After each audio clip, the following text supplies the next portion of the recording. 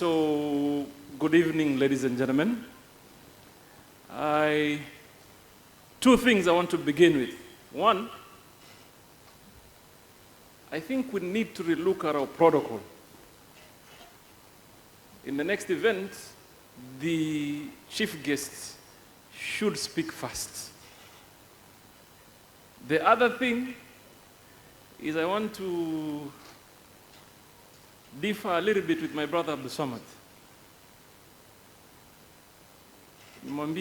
There probably are many things that you've learned from Al-Marhum Sharif Nasir. But this one of do not speak when people are hungry, I don't think you took it home.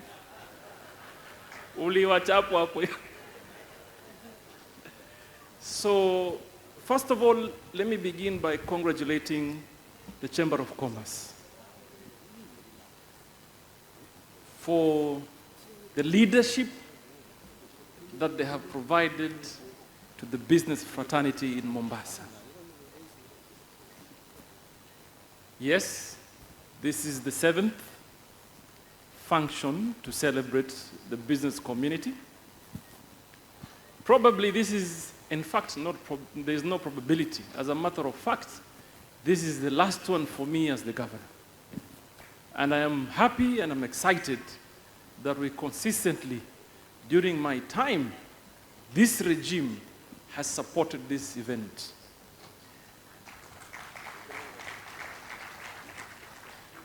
There's obviously very many reasons as to why we did that. Very many reasons. One is that we get to interact. We get to listen to the views of the business people. And for us as government, like it has been rightly said, our responsibility is to be responsive to the demands and the needs of the people. All along, what we've been saying is that we want to create an enabling environment for you to do business.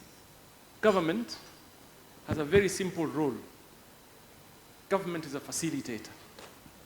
And that is why I'm happy to say that, and I can challenge anyone, those that are here and those that are not. There is no county that can beat Mombasa in the transformation we have done in terms of ease of doing business. There is none. I can tell it to you today. We've completely killed the human interaction between us and the business community. Everything you want to apply for or access to, you either do it on your phone or at the comfort of your office on a desktop or a laptop. That, for me, is a huge legacy. And I know what it means for people to start queuing in government offices where, for some strange reason, it is always believed, unfortunately, by those that are serving you, that it is a favor to give you service. So we have been able to completely do away with that. Every kind of service that you need in Mombasa, you can get it online. And this is a journey we began a long time ago. And I'm happy today that a lot of the businesses are alive. My prayer is that Allah, inshallah, will enable you to continue to thrive. I know it's been hard. 2019, 2020 has been really hard. And even earlier, from 2017, when we began the conversation, and I'm glad it may be seen not so good that we are going in towards electioneering period, but I want to urge my colleagues, the politicians, that this now may be the moment, especially now that we are going through a transitional election, this now may be the moment for all of us to come together and leave our selfish interest aside and stand for Mombasa. This is the moment that we must come together and negotiate with the incoming regime on how we want our business to be handled. And I'm going to take it up myself. You know me, I'm for Raila Odinga. But I have told him, there are certain things we must relook. Mombasa must be counted, for example, to be a truly liberalized economy. So we must have some agreements. We must go back and relook at the SGR. We must. We must engage truly on open skies policy. We must. If we want to thrive, we're a tourism destination. We cannot, year in, year out, be begging some people simply to allow more flights to come. I'm seated there with my brother from Qatari Airline. He is struggling to get another flight to come to Mombasa. Why are we even having such kind of a discussion? 2021. And therefore, as we are going to give out our votes, there has to be some specific agreements put in place for and on behalf of the people of Mombasa and the coastal region at large. And for me, this is a very serious business. I probably won't run for any seat. Kuna kura mtanipea mimi. But I'm going to tell you as it is. And I want to, there's a lot of naysayers. And I echo the sentiments of Abdusama. For example, when we stood to speak on certain matters, everybody, and some of them that are here, everybody was up in arms saying Governor Joho and businesses. It is true. Some people say you want Governor Joho to own the port simply because my family does some CFS business. But you know, the most unfortunate bit that I want to tell some of you here today, and it's very unfortunate, because yes, Hassan Joho's family is in the CFS's business. So as Joshua Kulei, Mohamed Jaffa, Mitchell Coates, Gideon Moy, multiple hauliers, Compact, Sam Kairu, and many others, Faisal Abbas.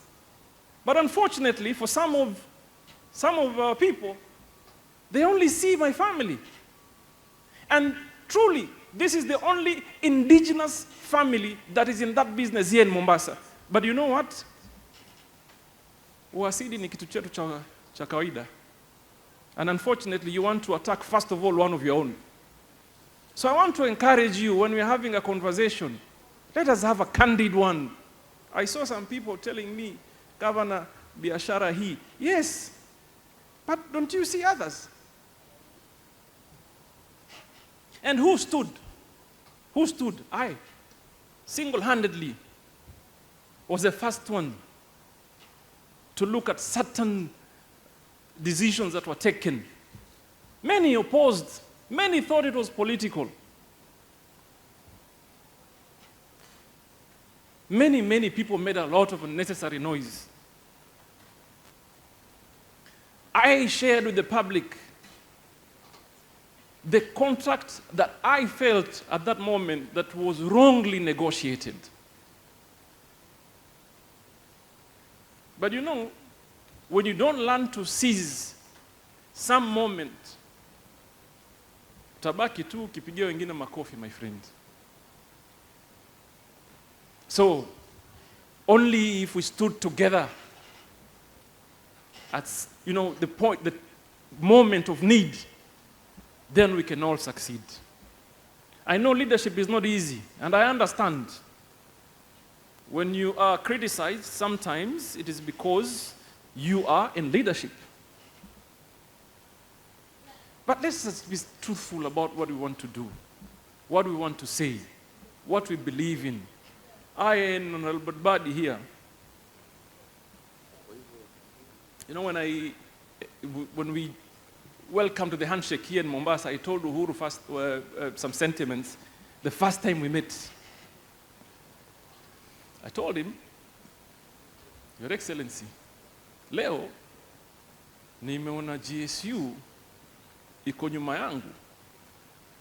Nikasema, are we back to where we were? And then later on, ikatupita and showed us the way to the function. But our last encounter, we sneaked in with Badi using Buddy's wife's car, and we were met by a whole contingent of GSU that stopped us from going to some function simply because we were going to say what we believe is the truth. So yes, we are engaging. Yes, we need to talk. But where we are today, because it is electioneering year, I am telling you, my brothers, that those that are running for seats differ on many things. But please, let us agree that we need to talk on the same language, same breath, same ideology, same strength when it comes to Mombasa. We have done many things. And I was launching some road yesterday that we are doing in partnership with Trademark East Africa, that we got some funding from British High Commissioner. And I made a joke, and I said, probably in other projects that we shall do, we shall factor in some funding to buy some people miwani, ndio waone kama kazi inafanyika. Really?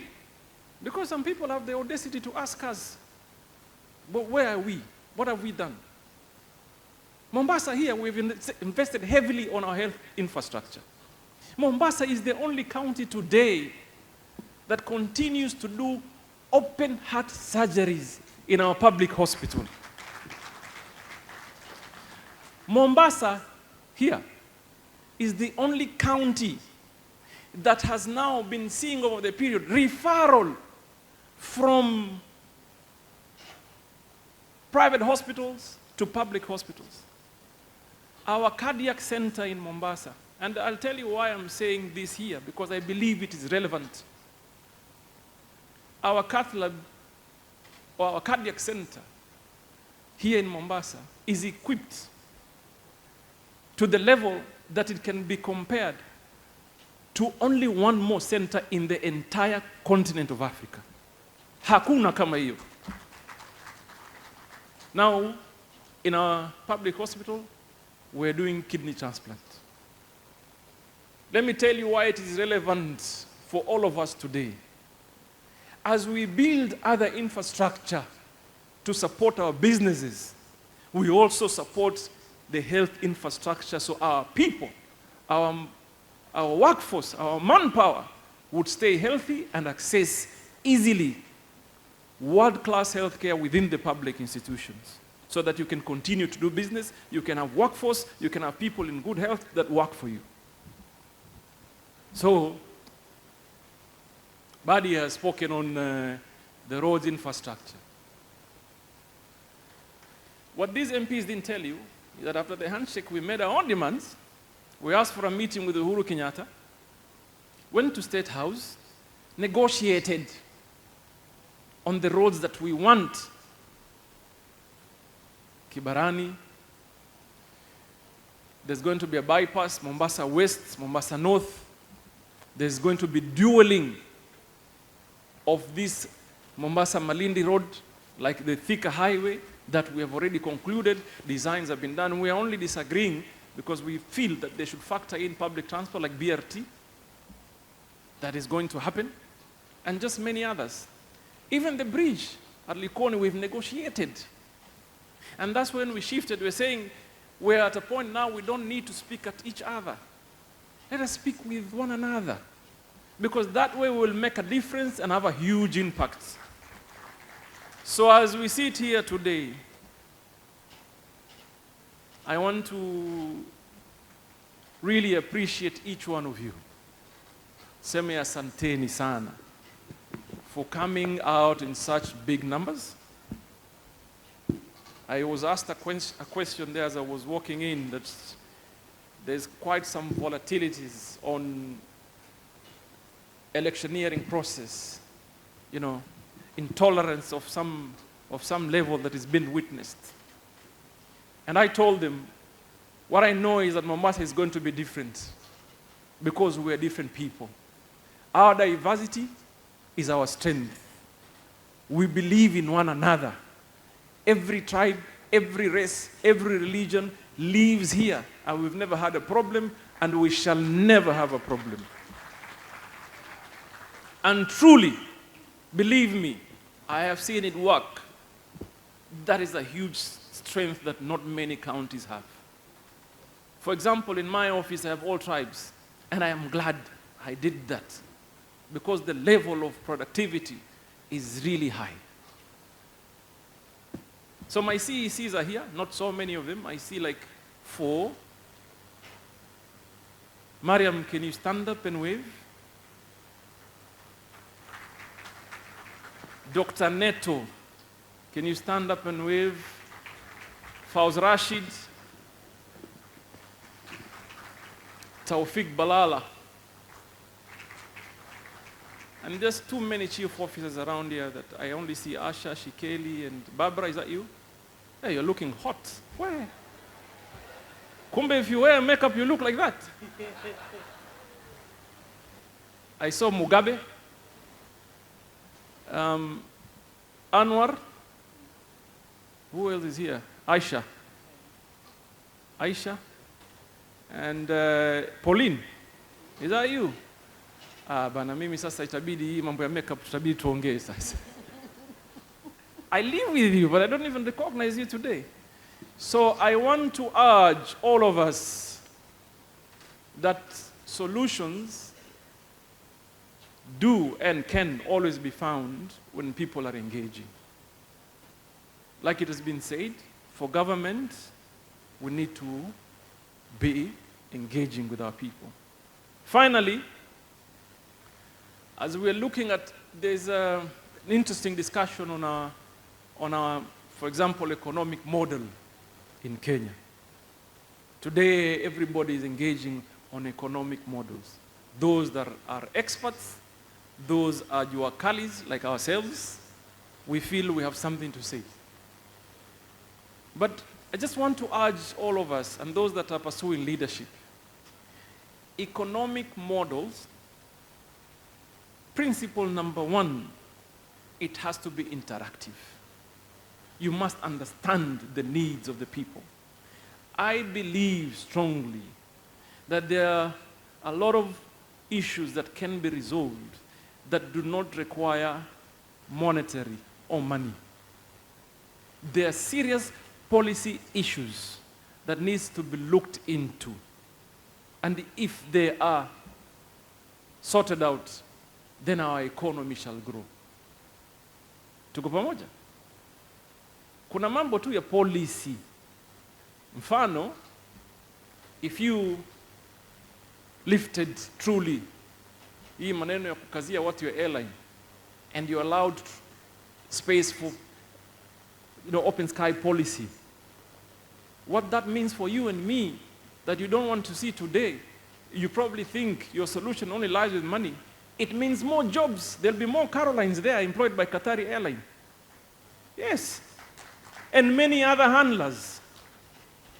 If you allowed the transporters to fairly compete with SGR, everybody will work hard to do better. Really.